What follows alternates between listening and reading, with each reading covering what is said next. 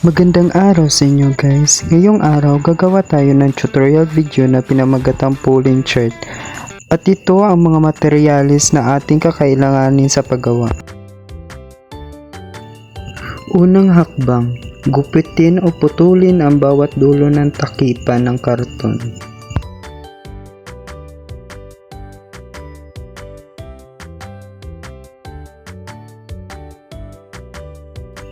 Pangalawang hakbang, butasan ang bawat gilid ng karton.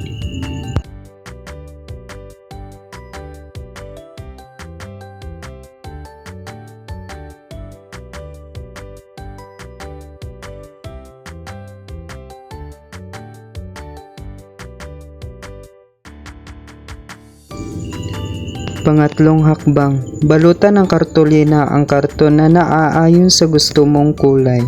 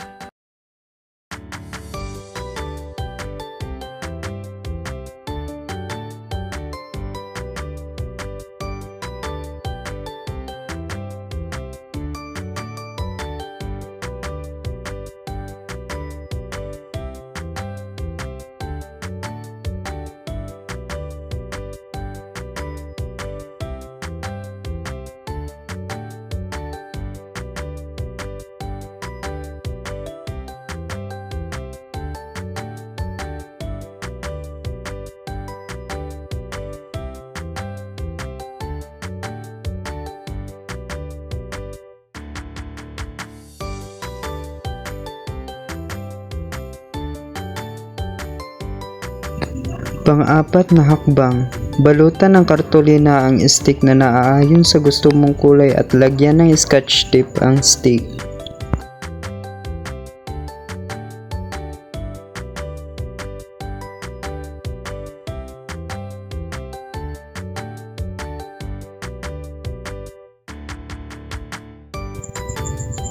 Panglimang hakbang, ilagay ang stick sa magkadulong butas ng karton. Pang-anim na hakbang, lagyan ng double-sided tape ang stick at idikit nito ang hinandang tar papel.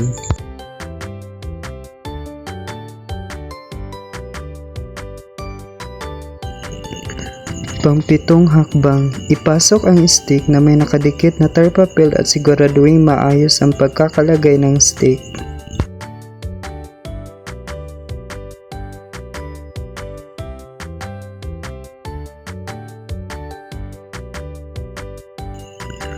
Pangwalong hakbang, lagyan ng double-sided tape ang likod ng karton at pati na rin sa harap upang ilagay ang pamagat ng iyong paksa.